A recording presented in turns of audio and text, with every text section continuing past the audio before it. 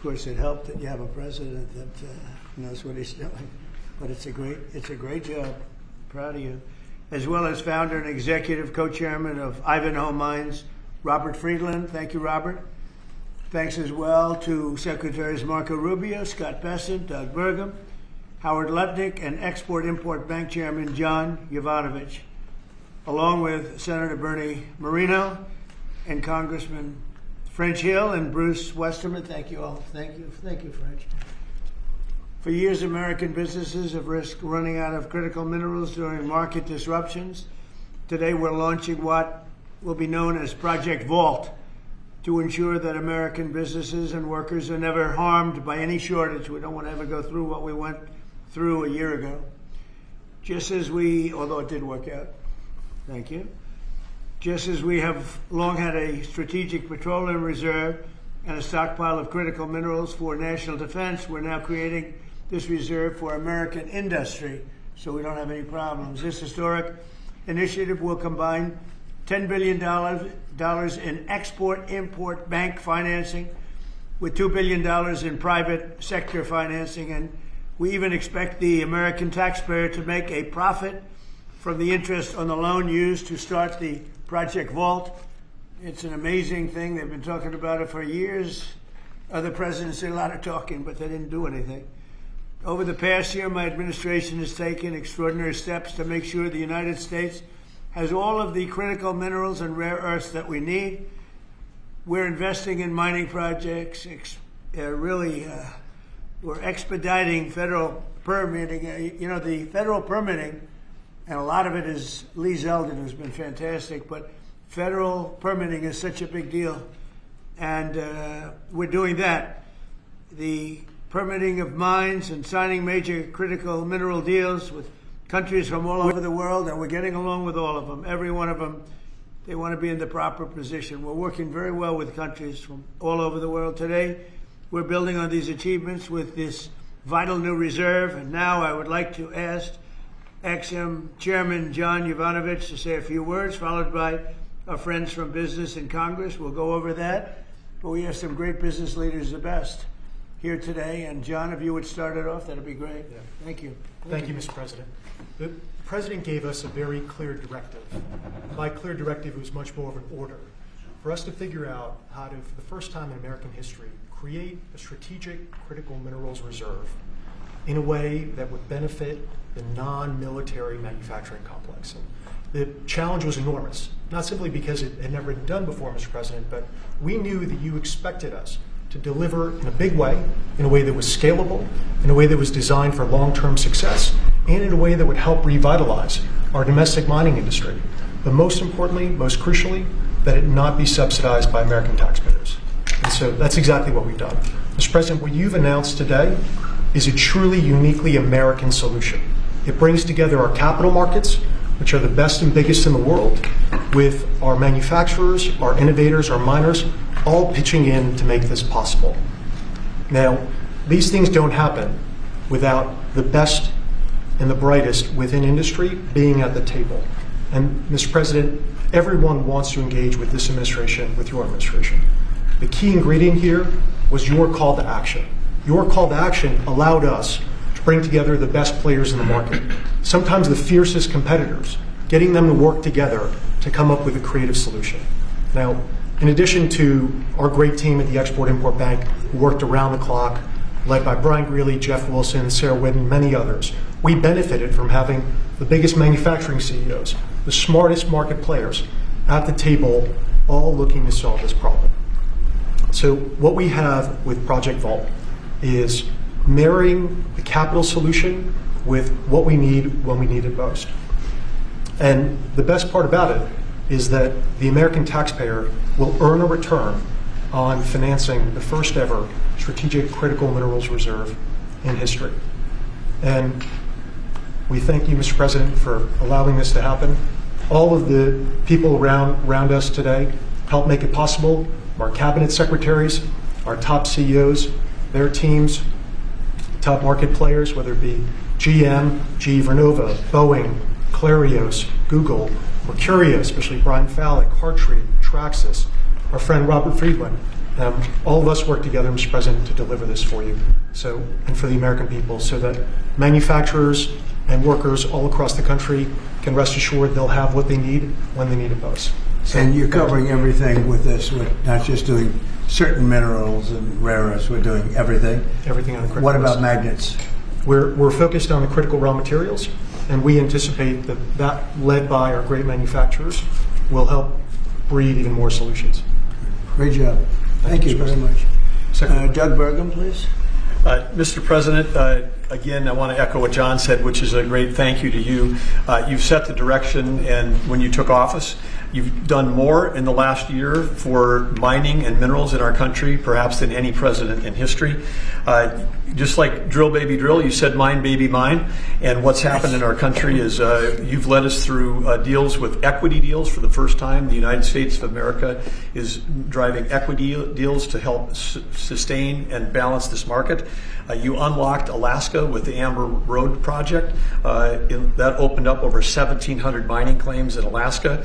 And of course, on beautiful clean coal, we've got critical minerals that are co-located with that coal, and we've unlocked that. The Biden administration did 0 coal leases during the last 4 years. You've done hundreds of millions of tons of coal leases. That's going to help drive electric prices down in America. Permitting, you mentioned this in your remarks. There were some permits that it's lingered for 29 years. They got done in 4 months last year under your administration. And under your emergency authorities, some of these permits got done in as short as 12 days. You helped create a club of nations to help balance out the fact that we didn't have markets that were functioning around critical minerals. You led off with Australia, Japan, Korea, Saudi Arabia, and Thailand. This week we'll announce 11 more countries that are joining that club of nations as part of this global coalition. And behind that in the pipeline, there's 20 more nations that want to join under your leadership to allow for trade of critical minerals. And then here we stand today with the teamwork that was described. This would not have been possible without the incredible cabinet that you put together. Marco Rubio, Scott Bessent, Howard Lutnick, Chris Wright, and many others were involved in bringing this together through the vision. Standing with us today are some of our chairmen of our great congressional leadership who also have supported this and helped us find a way to do this without any appropriations. This is happening without tax dollars. And of course, our team on the ground here at the White House, including David Copley and everybody else at the NSC, David leading the global supply chain work, the folks working with the Ex-Im Bank team, working around the clock to make all this happen. So again, when you lead, when you put out a challenge, the teamwork happens. And then here we stand today. This is the largest Ex-Im Bank deal in the history of the Ex-Im Bank by more than double, and this is going to help drive national security. It's great for American manufacturers. It's great for American workers. Congratulations, President Trump. Thank you. You're doing a fantastic job, Doug. Thank you. Could I ask Mary Barra, the Chairman CEO of General Motors, which is setting records every single day, and she's doing a fantastic job, to say a few words and also discuss how good the car business is now in the U.S., please? Well, Mr. President, I want to thank you for your commitment to strengthening U.S. manufacturing and supporting the auto industry. I also want to thank your cabinet and members of Congress and the whole team here that made this possible today. Having a resilient supply chain is critical for our nation, and it's critical for all industry, especially the auto industry. We have been strengthened with many of the different policies that have been put in place over the last year. So I want to thank everybody for that. It not only supports U.S. manufacturing, it supports job creation, it also supports the consumer. So thank you. And business is held very strong. We still see a strong consumer, so I'm excited about 2026. I think it's going to be a record with all of your new plants opening up and everything else in our country. So in our country. Robert? Please. Mr. President, thank you so much for what you've achieved. Everything we touch, we either grew it agriculturally and you've helped the farmers, or we mined it. All these cameras you see in front of you, they were mined. Every time you pick up a hand phone, it was mined. And so stimulating the ability for the miners in this country to help you industrialize the country, the salt of the earth, and we're super excited that America is doing something for not only our national security, but for the reindustrialization of the country, because you can't reindustrialize Detroit with a lot of metal. And I'm telling you on behalf of every miner I know, they're elated at the breakthroughs that have been achieved here. They'll make a lot more cameras in the future. And maybe you can help us teach everybody that everything you touch like that, somebody mined it. And we need your support, and we're really happy to get it. And congratulations, you're in the Hall of Fame. Is that the Rare Earth Hall of Fame or Minerals Hall of It's a Fame? bunch of pictures of dead guys that go back to Herbert Hoover, who was a miner. Mining's down to 1% of the S&P 500, but really everything you touch needs mining. And this is the first administration, with your support, where we've got hope. We can go out and really do it. So, I last met you in Saudi Arabia with Mohammed bin Salman. We're working in Chile. Right. We want to bring these metals back to the United States and refine them and use them right here. And the vision of this administration, Howard Lutnick's been helping a lot. A lot of people at Exim Bank have been helping a lot. I'm just telling you, the morale of the miners is sky high. You're doing a great job. Thank you very much. Congratulations. That's a big deal. Thank you. Thank you. How about French Hill? Say a few words, please. Thank you, Mr. President. Well, on behalf of Congress, Chairman Westerman can talk about how he's helped unleash the ability to mine through permitting reform. And Senator Marino and I serve on the House Financial Services Committee and Senate Banking Committee. And we're best in this country when we take the private sector and we leverage it to unleash the directions that you're made. And so together with our reauthorization of the Exim Bank, we leverage that resource with private sector dollars to make this a success. And it's going to be a huge strategic change in America's industrial capacity. Big difference, right? Big difference. There's never been really anything like what we're doing. Bernie, please. Not to be hyperbolic, but if you hadn't been elected, the auto industry in America would be over. The country would be completely over. The country would be over. Well, but the auto industry would have been gone first. What the Democrats had done with electric vehicles, the mandates, what you were able to accomplish last year, Secretary Lutnick, what Secretary Bassett was able to do with your leadership has transformed the auto industry. And I tell you, it's never been better for people in the auto industry. I hear from all my friends. They are elated. And the worst part is that the people that you really saved were the car dealers in California and New York and New Jersey. Right? And they fought me all the way, Mary, right? They fought me all the way, and now they're saying thank you very much. But you're doing a great job. Thank you, Bernie. Scott? Sir, as you always say, economic security is national security, and a country does not have sovereignty if we don't have control of our critical minerals, don't have control of our steel production and our industrial base. And thanks to the work of everyone here through your leadership, this was a public-private partnership that only you could have assembled, and we are taking back our sovereignty, and we are going to have this Vault project, a strategic mineral reserve. And I can't tell you how innovative and exciting this is, and the level of security it is going to give us going forward is phenomenal. And how is your new, and I think new and improved Fed chairman doing? How's that all going? So he's off to a great start. I think so. He had so much built-in credibility, and as the American people, smart people, like Representative Hill, the Senator Marino, they already knew him, and as the American people get to know him, the important thing is that they will be able to trust the Federal Reserve to steer the economy for them. He's going to do great. Howard, please. So, prior presidents took America for granted. They let our critical minerals only be controlled by China. They let our mining business go to hell by closing all the mines, closing our coal plants while China opened them. They let our auto industry, right? We used to produce 75% of our cars in America, and when Biden left, it was below 50%. We were just letting all of these industries just be shredded from America. And thank goodness you are in this chair, changing it and taking it back. We are taking back critical minerals. We are taking back mining. We're taking back the auto industry. You're going to watch us take back pharmaceuticals. We're going to take back semiconductors. None of this could possibly happen without your leadership. And it is the most fun to stand back here with your leadership because we are changing America back and making it great again. That's very true. Anybody would like to say anything else? Amen to that. You guys okay? Everything all right? Chairman Bush. Well, thank you, Mr. President. You're such a good man. Go ahead. It's a great day, and it couldn't have happened without your leadership. And I think people will be talking about this for a long time because we're bringing back American mining and American manufacturing. You know, God blessed our country with abundant resources.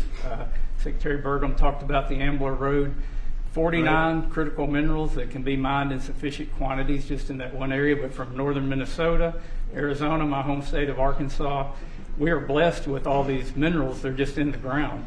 But when we get them out of the ground and not only mine them, but refine them and process and manufacture with them, it'll unleash great wealth for our country. And that'll just build on all the other successes. So thank you for what you've done. It's a great day. And how does it feel to be in the Oval Office? Is that crazy? Were you ever here? No, I've never been here, sir. but Most it's people fantastic. haven't. All the Mary's gold. been here a little bit, right? But it's a special place. Never been so beautiful either. Yeah, questions, please. Mr. President, speaking of the Fed, would you like to see Janine Pirro drop the investigation into Chairman Powell to help? Senator Tillis has basically said that he's not going to really be working with the administration to help bring war. So would you like to see the investigation No, she's go going away? to take it to the end and see. Like you're doing a small renovation, and they've spent almost $4 billion doing a small renovation. I'm doing buildings. I built a hotel, the Waldorf it's called, and I did it for around $200 million. It's a much bigger job. They're spending almost, it could be $4 billion. I tell you what, I don't even see an end in sight. I feel badly for the new Fed chairman because he may not have an office for 4 years. I don't know what these people are doing. So it's either gross incompetence or it's theft of some kind or kickbacks. I don't know what it is, but Janine Pirro is incredible and she'll figure it out. But no, you want to take it and just find out what happened because we can't go around doing a renovation of a small little complex, very small, a couple of little buildings, and spend billions and billions of dollars on it. Something went wrong. We have to find out what it was. Yeah, please. Mr. President, thank you. Speaking of renovations, you announced you wanted to build a new and spectacular entertainment complex at the Kennedy Center. Right. Do you plan on tearing it down, and how much will all of the renovations cost? Probably around $200 million. And, it's funny, in real estate and building, I've done so much of it. I've done so well with it. You want to sit with something for a little while before you decide on what you want to do. And, we sat with it. We ran it. It's in very bad shape. It's run down. It's dilapidated. It's sort of dangerous. Things fall out of ceilings. You've seen it. And we had some big events there. We had a lot of great events there over the last year, but you can't do any work because people are coming in and out, and you have the workmen. We have a marble man over there the other day. He said, every time I put down a piece of marble, people are stepping on the marble. They don't even have time to dry. And you can't do the same quality job if you close it, and, we're fully financed. And so we're going to close it, and we're going to make it unbelievable, far better than it ever was. And we'll be able to do it properly. I was thinking maybe there's a way of doing it simultaneously, but there really isn't. And we're going to have something that when it opens, it's going to be brand new, beautiful. I'm not ripping it down. I'll be using the steel. So we're using the structure. We're using some of the marble, and some of the marble comes down. But when it's open, it'll be brand new and really beautiful. It'll be at the highest level.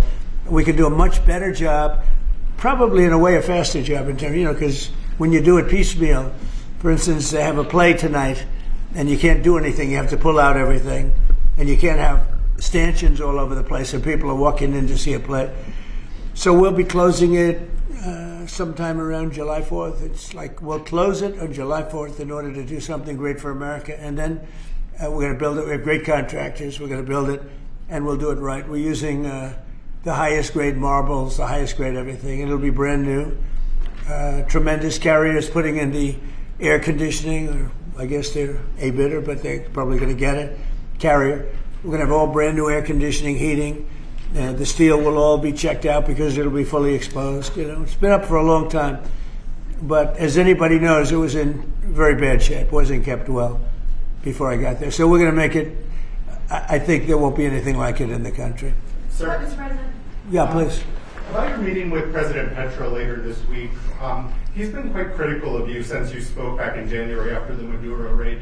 What would you like to hear from him tomorrow in terms of drug trafficking in Venezuela? What are your expectations? Well, we're going to see. He's been very nice over the last month or two.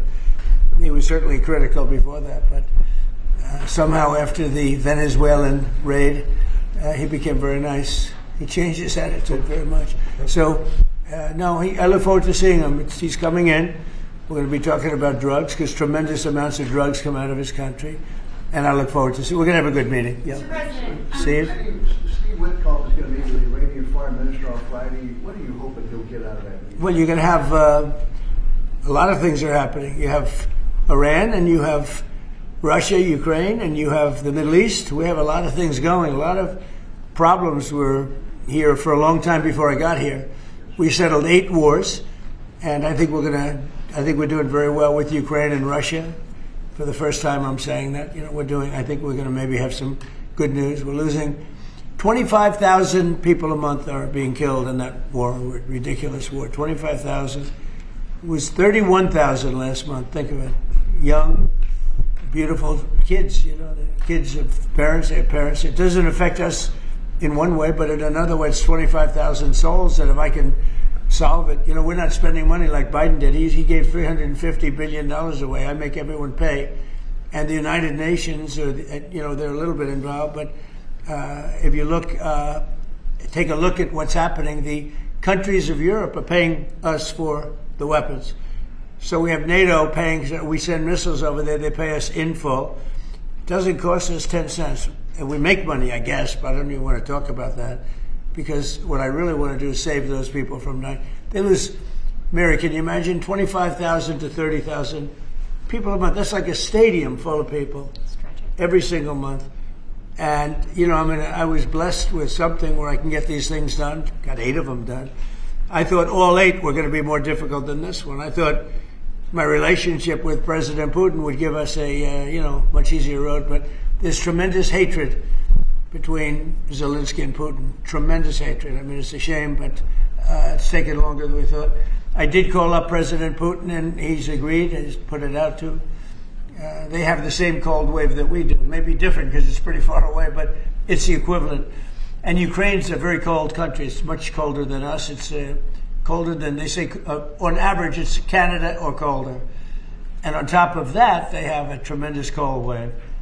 And I asked him if he wouldn't shoot for a period of 1 week, no missiles going into Kiev or any other towns, and he's agreed to do it. So it's something. What about Iran's nuclear program? Do you think Mr. Witkoff can do a deal on that? Well, we're talking about that. We have ships heading to Iran right now, big ones, biggest and the best. And we have talks going on with Iran. We'll see how it all works out. Mr. President, I'd like to speak with Mr. President, the Pentagon released National Defense Strategy last week, and it says... Where are you from with that, NASA? I'm from Europe, Good. from Lithuania, Baltic States. Good. National Defense Strategy says that the U.S. will provide critical but only limited support for European defense.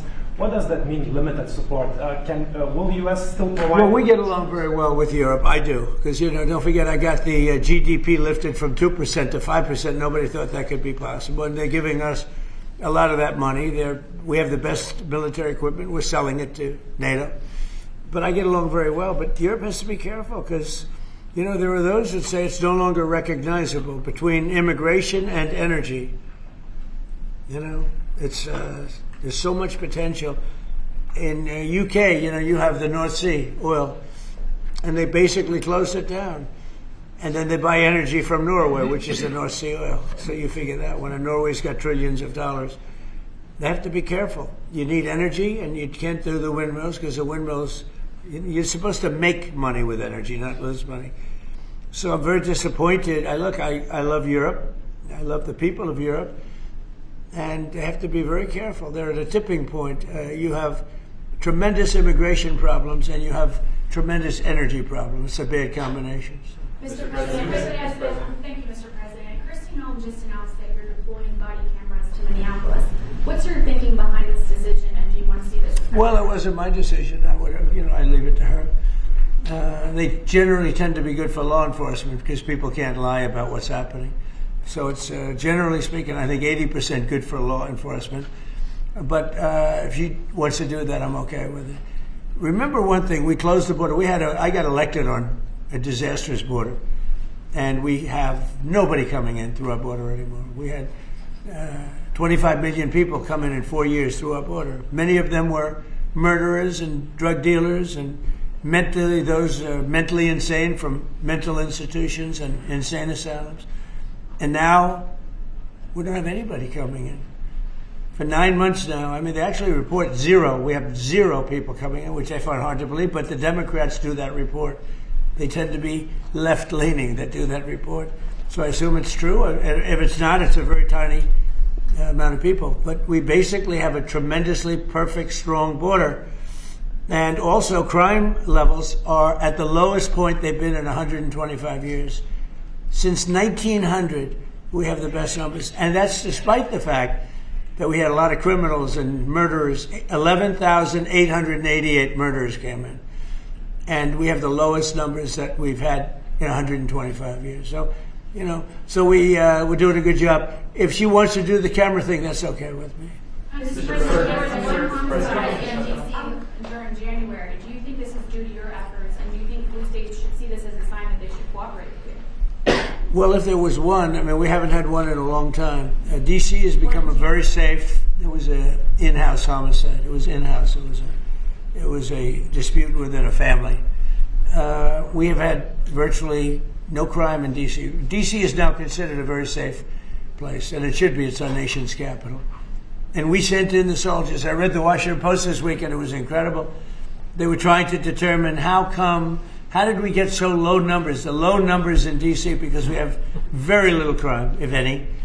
And they talked about everything except for the fact that we put our National Guard and great soldiers inside our city. They didn't want to mention that. It's how dishonest. Because if we didn't do that, you'd have tremendous crime in D.C. And I get thanked every single day by people that work in the White House. People, young ladies, men, they come up, thank you, sir, for making D.C. so safe. They walk to work now. A year and a half ago, they wouldn't have walked to work. They would have been killed or mugged or something would have happened to them.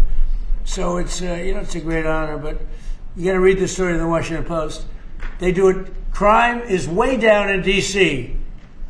Now, what's the reason for it? The reason for it is we have very big, strong, good-looking soldiers standing around. And I think they make the place look better. But this is our capital, and we have a very safe capital. We had a very dangerous capital before. Yeah. Sir, yesterday you said you were speaking to people about Cuba to reach an agreement. What Right. sort of agreement are you hoping to reach? Is that with the Cuban government? Well, it's a failed nation now, and they're not getting any money from Venezuela, and they're not getting any money from anywhere. It's a failed nation. Mexico is going to cease sending them oil. So I'd like to take care of the people that are here from Cuba. We have many people that came from Cuba that were thrown out of Cuba or that fled Cuba. They came over on rafts. They went through shark-infested waters. I don't know how they did it. And it was many years ago. Many would like to go back. Many would like to at least visit their relatives. And I think we're at a pretty close point. We are dealing with the Cuban leaders right now. Mr. President, the Wall Street Journal reported that the royal family of Abu Dhabi invested hundreds of millions of dollars in your World Liberty Financial. Can you explain why you decided to take that investment? Was that a transaction? Well, I don't know about it. I know that crypto is a big thing, and they like it. A lot of people like it. The people behind me like it. My sons are handling that. My family is handling it. And I guess they get investments from different people. But I'm not. I have all I can handle right now with Iran and with Russia and Ukraine and with all the things we're doing. So I don't know exactly, other than, I'm a big crypto person. I'm the one that probably helped crypto more than anybody because I believe in it. And the reason I believe in it is because if we don't do it, Scott, I think we can say then China's going to do it. Right? Yes, sir. If we don't do crypto, then China's going to do it. And it's just like AI. We're leading AI by a lot. And if we weren't leading, China would have led. They're very capable. They're very good. What do you have to say about that? You've made America the digital asset capital of the world. We did the Genius Act for stable coins. Many of the people standing up here are working on the Clarity Bill to I hope that gets done. Market structure. Yeah. And we're bringing U.S. best practices to an exciting new industry, digital assets, innovation, and it spreads everywhere. So the U.S. And do you agree that if we didn't do it, China and others would, but China would? Oh, China would have had the lead, and then others around the world in terrible jurisdictions would have been doing it. And on Iran, sir, can you say what your threshold military action is? Well, I can't tell you what I'm going to do because right now, we have a tremendous force going there, just like we did in Venezuela, even bigger. And they'll be there soon, and I'd like to see a deal negotiated. I don't know that that's going to happen, but if I knew I wouldn't be able to, I wouldn't tell you. I'd be very foolish if I would tell you, but right now we're talking to them. We're talking to Iran, and if we can work something out, that'd be great. And if we can't, probably bad things will happen. Mr. President, on the government shutdown. Yeah, please. On the government shutdown, do you think there could be a resolution of this issue? And have you gotten I do. assurances from House Republicans? Well, I spoke with Speaker Johnson. I spoke with Leader Thune, and I think they're pretty close to a resolution. You know, we were at 5.6% GDP, and we lost 1.5 points because of the 42-day shutdown. Think of that. We would have been at 7. Nobody ever saw a number like 7. And I think, Howard, probably 1.5 points was the number, right? 1.5 for the shutdown. Exactly right. And it's very bad for our country.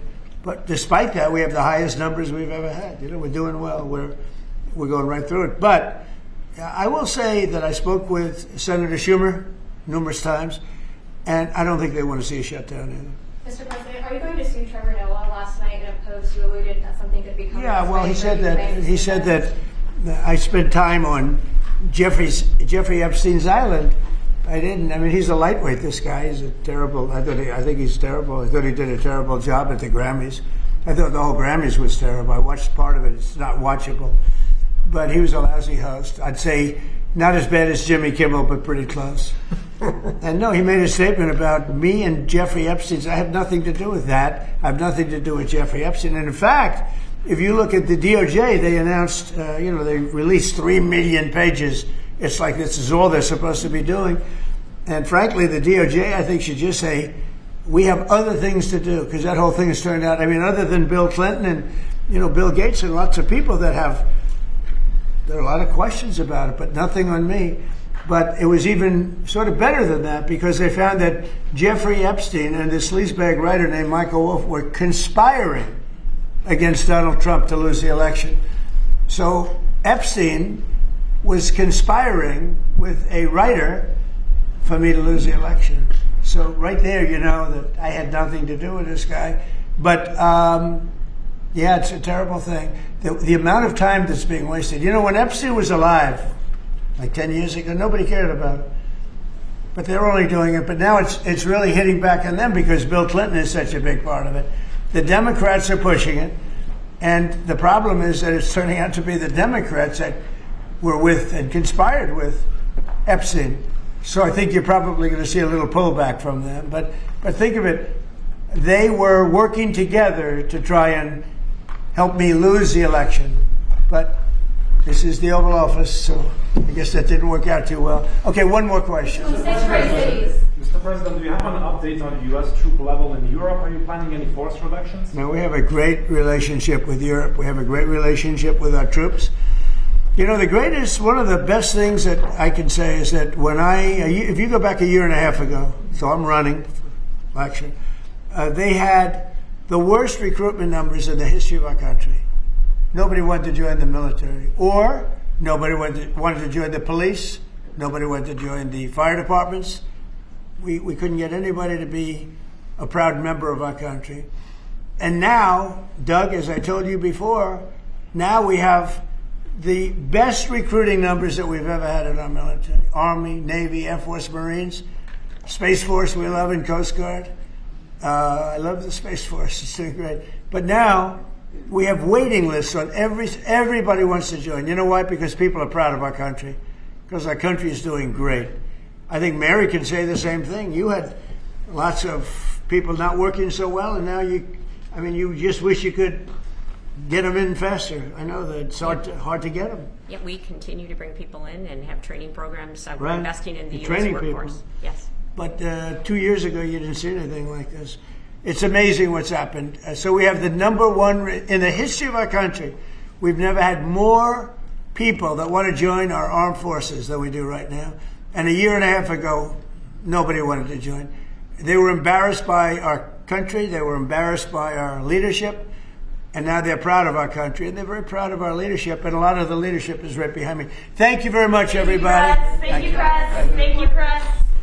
Thank you. Thank you, press. Look that out. Thank you, press. Thank you, cameras for going. Thank you,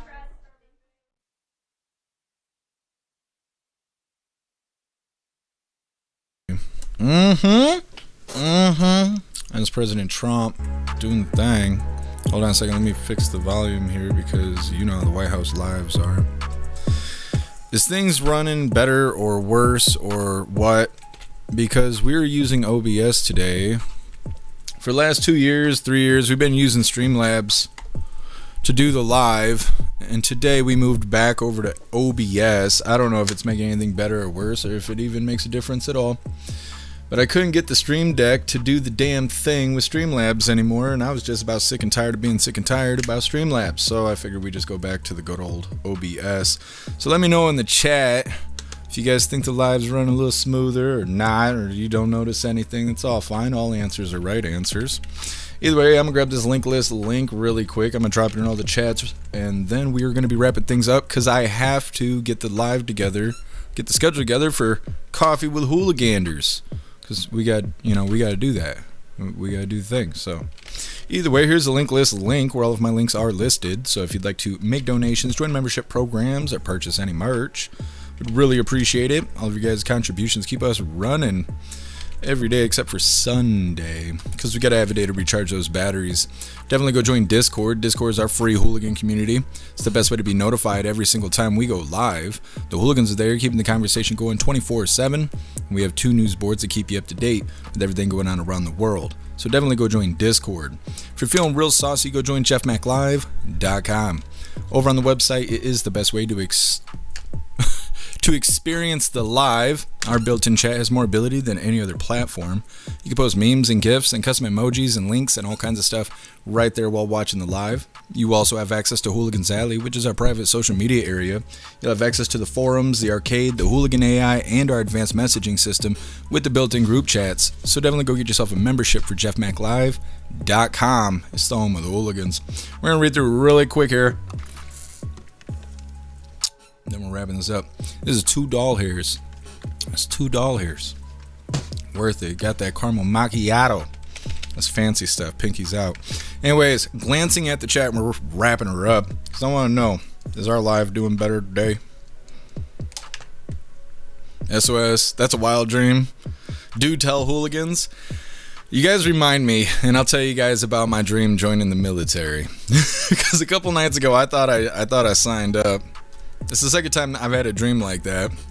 I think my subconscious is considering it. I should join ICE. It's $50,000 hair sign-on bonus. Alistair, you streaming on Pilled? That's badass. You want to tell those people let me fucking stream over there? Because I'm tired of asking. I hate when hooligans come in. They're like, hey, how come you don't go live on Pilled? Because they won't let me. They don't like me, and I don't know why they don't like me. I've had so many people go and talk to these people, and they're like, oh, yeah, just go and talk to them, da-da-da. I open the admin chat. I write, hey. I write, hello. I write, hey, can I go live? Will you guys let me go live on your fucking platform? And they won't respond to me. They just give me the cold shoulder. It's nonsense, and I'm tired of it. So I don't know if I can bring myself to go to that platform to beg for live streaming privileges, so I need somebody else to go do it because I'm tired of asking these people. Clamor, you're booing me in the chat? I'm gonna go cry in the car. Alistair, you didn't have to ask anyone? My account is not able to go live. Cass, I've asked. Yeah, see, that's what I mean. I can't. I don't know. It won't go live. I do not have the ability to go live. Everybody told me I gotta ask the admin. I asked the admin, and he treats me like I'm an ugly girl. He won't give me the acceptance I need. Either way, I guess the live streaming's going fine from the responses I'm getting. Glamour, record it. What am I recording? Him telling me off? Giving me the cold shoulder? I don't need any more bad publicity. I got all the bad publicity I can use right now. Alright, everything looks good. It looks good. Yes, Glamour, I'd be crying. I'd be crying hard. That's why we got hooligan hankies at the merch store. Anyways, I'll see you guys in a little bit for Coffee with Hooligans. Hit that like button on your way out. And make your way back to us in a couple hours or so. Get this Coffee with Hooligans together. Appreciate all of you guys being here. And I'll see you soon.